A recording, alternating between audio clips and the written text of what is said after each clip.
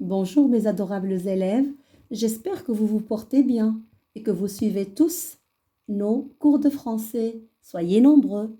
Bien, aujourd'hui on va travailler la grammaire et la leçon c'est les compléments circonstanciels.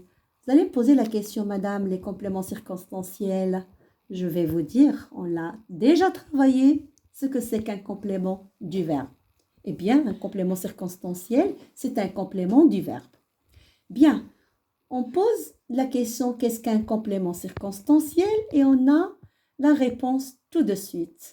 Un complément circonstanciel répond à différentes questions, comme par exemple où, qui indique le lieu, quand, qui indique le temps, comment, qui indique la manière, comment ou bien de quelle manière, avec quoi, qui indique le moyen, et pourquoi, qui indique la cause.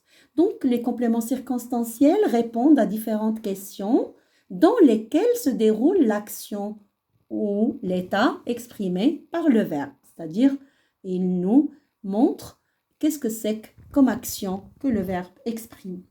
En règle générale, les compléments circonstanciels sont facultatifs, c'est-à-dire qu'on peut les avoir comme on ne peut pas les avoir. Donc, on n'a pas de problème si on n'a pas de complément de phrase. Maintenant, ils sont déplaçables.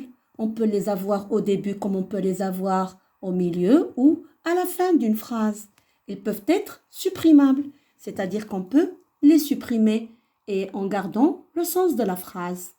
Bien, on passe à la deuxième question pour bien identifier le complément circonstanciel. Comment donc faire? Alors pour identifier le complément circonstanciel, il faut repérer d'abord le sujet et le verbe. On travaille toujours avec un classement grammatical. Ensuite, il faut voir à quelle question répond le complément circonstanciel. Alors exemple ici, les parents ont applaudi leurs enfants chaleureusement. Quelle est la question qu'on va poser? Comment ont-ils applaudi leur enfant? Et on va dire chaleureusement. Et chaleureusement ici, c'est un adverbe. Et chaleureusement, c'est un complément circonstanciel de manière du verbe on applaudit. Comment? Chaleureusement. On va passer à connaître un petit peu les classes grammaticales des compléments circonstanciels. Comme on avait déjà expliqué, le complément peut être un nom, un groupe nominal, un pronom, etc., etc. Donc, c'est de la même manière, les compléments circonstanciels, ils peuvent être soit un nom ou un groupe de noms qui est précédé d'un nom ou d'une préposition. Par exemple, au printemps, les arbres fleurissent. À midi et demi, tout le monde se met à table. Au printemps, c'est un complément circonstanciel composé d'une préposition et d'un nom.